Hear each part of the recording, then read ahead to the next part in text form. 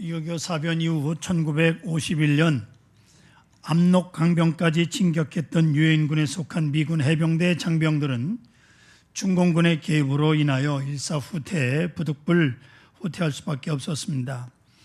아시는 대로 진격작전보다 후퇴작전이 더 어렵다 그럽니다.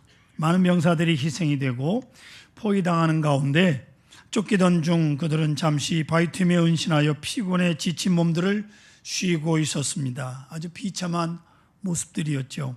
이때 종군 기자 한 사람이 병사 한 사람에게 이렇게 물었습니다. 내가 당신을 위해서 무엇을 할 수 있겠습니까? 병사가 대답합니다.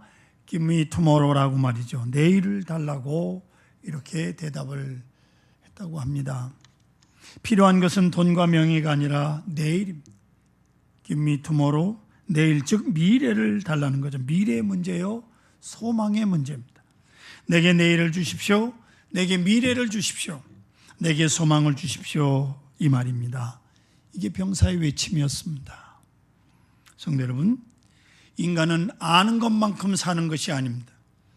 인간은 그가 가진 만큼 사는 것도 아닙니다. 인간은 그가 바라는 만큼 산다는 사실을 잊지 마시기 바랍니다. 얼마나 아느냐, 얼마나 가졌느냐에 행복이 걸려 있는 것이 아니라 얼마나 소망이 있느냐, 어떤 소망을 지니고 사느냐에 따라 행복이 좌우되는 것입니다. 요즘 젊은이들의 타락과 방황을 굉장히 어른들이 마음 아파합니다. 그러면 젊은이들의 타락과 혹은 방황의 이유가 뭘까요? 그것은 절망하기 때문에 타락하고 방황하는 겁니다. 무엇이 잘못되어 소망이 없는 것이 아니라 소망이 없기에 타락하고 방황하는 거예요. 소망이 없.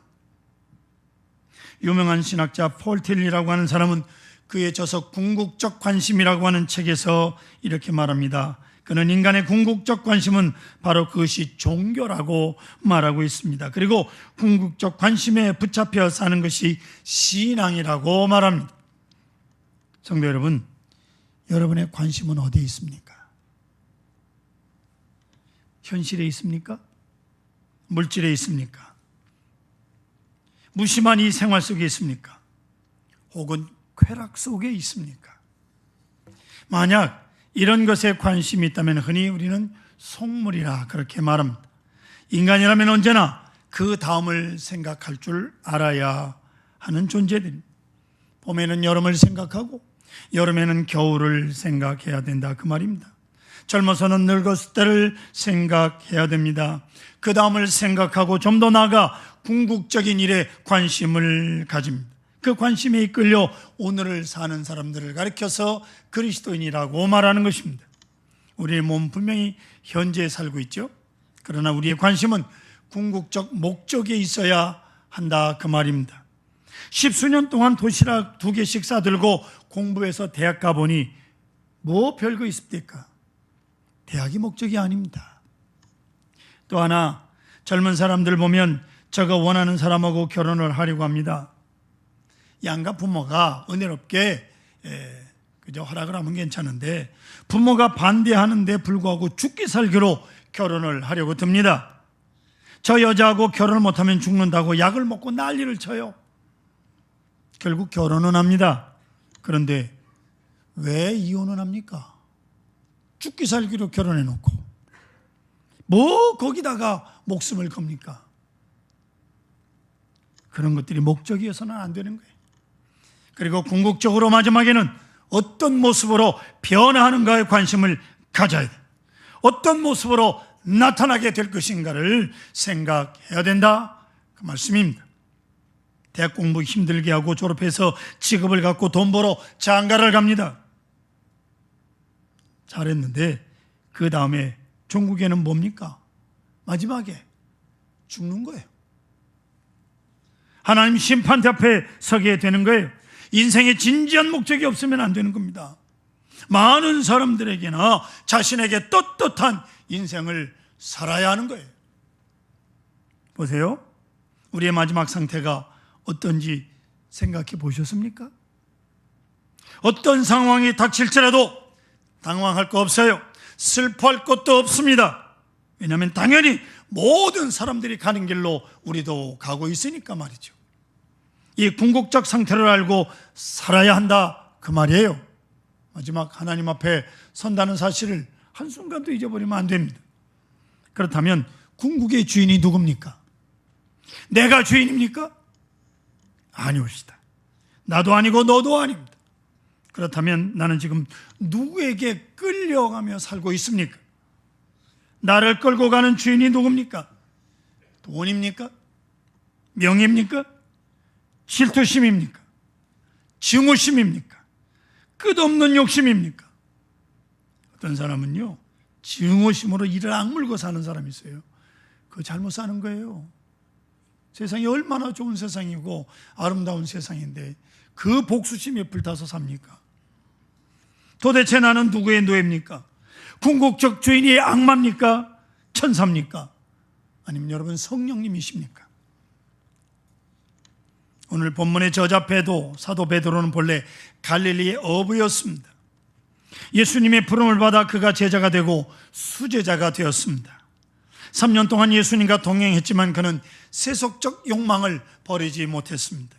예수님이 큰 능력을 행할 때마다 베드로는 저 능력을 가지면 이 나라를 통일하고 구원할 수 있을 것이다, 그렇게만 생각을 했어요.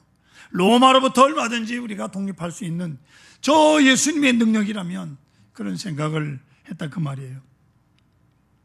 마태복음 16장 16절에 베드로의 신앙 고백을 보십시오. 주는 그리스도시요 살아계신 하나님의 아들이니다. 아멘. 이렇게 고백을 할 때 주님께서 얼마나 마음이 흡족하셨는지 내가 천국의 열쇠를 내게 주리라고 말씀을 하셨어요. 그런데 바로 그때 베드로의 본색이 드러납니다. 예수님께서 십자가를 지신다고 하실 때 마태복음 16장 22절에 베드로가 예수를 붙들고 항변하여 이르되 주여 그리마옵소서, 일이 결코 죽게 미치지 아니하리이다. 유대 나라의 왕이 되실 분이 십자가 같은 불결한 것을 왜 생각하십니까? 십자가를 치다니요, 말도 안 된다, 그 말입니다. 이에 예수님께서 사단아 내 뒤로 물러가라, 너는 나를 넘어지게 하는 자로다라고 단호하게 책망을 하십니다. 너는 베드로다, 내가 천국의 열쇠를 내게 준다고 말씀하신 그 예수님께서 곧 돌이키셔서 사단아 하고 주님께서 꾸짖습니다. 그렇습니다. 베드로는 세속적 욕망, 세속적 관심에서 벗어나지 못하고 있는 거예요. 예수님께서 십자가를 지시고 부활하신 다음, 그리고 베드로가 성령에 충만하게 될 때 비로소 하늘이 열리는 체험을 베드로가 합니다. 그것이 아니었구나. 이제 하늘이 열리면서 깨닫게 됩니다. 영원한 가치, 궁극적 관심을 베드로가 갖게 된 것입니다. 그래서 오늘 성경에 보면 산소망이라는 말씀이 나옵니다. 예, 리빙 홉, 한마디로 베드로 신학의 핵심이에요. 산소망. 산소망, 오늘 본문에서 베드로는 소망의 근거를 어디에 두었느냐 하면 바로 예수 그리스도의 부활 사건에 산소망을 두고 있습니다. 부활신앙, 십자가에 죽어지는 것 같은데 아닙니다. 부활하셨다 이겁니다. 또한 우리도 부활할 것이다 라는 말씀이 옳시다. 이제 베드로의 생각은 영원한 세계로 궁극적 관심의 방향이 확 돌아갑니다. 그래서 그는 베드로, 즉 반석이 되는 것입니다. 그리고 로마에서 십자가에 거꾸로 못 박혀 죽는 것을 그는 사양하지 않습니다. 그전 같으면 도망갔어요. 하나님의 능력, 하나님의 위대한 능력, 그를 눈앞에 보면서 산소망 속에 그는 살게 되었다, 그 말입니다. 여러분, 소망과 소원은 다릅니다. 우리 인간들은 소원을 합니다. 소원. 그는 내 마음에 간절한 바람, 그게 소원입니다. 소망은 하나님께서 약속해 주신 바를 소망이라고 말합니다. 하나님의 약속에 대한 우리의 응답, 그 소망이 뭐냐? 바로 믿음이. 믿음으로 그 약속을 받아들이게 되는 거예요. 받아들이는 순간 그 약속이, 그 산소망이 우리 자신의 마음과 생각을 지배하게 됩니다. 이 사람이 그리스도인이에요. 할렐루야. 산소망, 이 소망 속에 사는 사람이 그리스도인이에요. 사랑하는 성도 여러분, 우리는 이 시점에서 어디를 향하고 있습니까? 밝은 소망을 가지고 살게 될 때 오늘 본문에 우리에게 세 가지의 말씀을 하고 있습니다. 첫째로, 구체적으로 이제 여러 가지 시험을 당한다 그렇게 말합니다. 산 소망을 가지고 살아가는 그리스도인들이 시험을 당한다. 소망을 가진 사람이 시험을 당한다 그 말이에요. 왜요? 그 소망을 계속 순수한 소망으로 지켜가기 위해서입니다.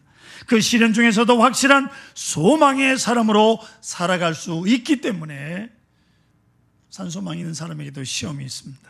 그리고 두 번째로, 이 시련은 성경에 잠깐 지나가는 것으로 말씀하고 있습니다. 오늘 본문에 보십시오. 잠깐 여러 가지 시험을 당해서 근심하게 된다고 말씀하고 있지 않습니까? 그러니 여러분, 잠깐 근심하는 거, 그 시험을 당하는 것 당연사로 받아들이라 그 말이에요. 조금 어려움이 있습니까? 당연한 것이다 그렇게 생각하라 그 말이에요. 참 소망을 위해서 소망의 사람들은 시련을 겪는 거예요. 고린도후서 4장 7절에 사도 바울은 말합니다. 우리가 잠시 받는 환난에 경한 것이 지극히 크고 영원한 영광에 중한 것을 우리에게 이룬다고 말씀하고 있는 겁니다. 또한 7절을 보시면 내 믿음의 확실함, 불러 연단하여도 없어질 금보다 더 귀하여 예수 그리스도께서 나타나실 때 칭찬과 영광과 존귀를 얻게 할 것이라고 말씀하고 있습니다. 세 번째로, 믿음의 사람들, 시련은 믿음의 시련이라 그 말이에요. 믿음을 불로 연단한다 그렇게 말씀하고 있습니다. 그렇습니다, 여러분. 믿음의 시련이 믿음을 순수하게 하고요, 믿음을 온전하게 하고, 그리고 믿음을 강하게 한다. 할렐루야. 시련이 믿음을 결국엔 강하게 하는. 네. 시련의 초점이 뭐예요? 믿음입니다. 여러분, 믿음을 강하게 하기 위해서 시련이 있어요. 황금보다 귀한 믿음, 이 믿음을 주시기 위해서 시련이 있다라는 말씀이옵시다. 그런 거로 이 소망에 사는 사람은 저 앞을 내다보며 기뻐하고 즐거워하는 것입니다. 그렇습니다. 벅찬 기쁨으로 앞에 있는 시련을 쉽게 넉넉하게 이겨가는 것이옵시다. 사랑하는 성도 여러분, 오늘 우리는 새벽 뒤에 주님의 성찬에 참여하려고 합니다. 이 귀한 주님의 살과 피를 나누는 신앙의 공동체, 생명의 공동체를 귀하게 여기시고 참 소망을 하늘에 두고 살아가십시다. 확실한 약속, 성찬을 통한 진정한 믿음의 소망이 크게 확실하게 내 마음에 들어올 때 내가 당한 조그만 현실, 그것은 별로 문제가 될 것이 없습니다. 모든 문제의 근본은 산소망이에요. 여러분, 산소망을 가지시고 여러 가지 환난이 끄들랑 넉넉히 이기시기를 바랍니다. 주님의 성찬을 나누시면서 올 한 해도 산소망으로 영광과 승리가 함께 하시기를 축원합니다.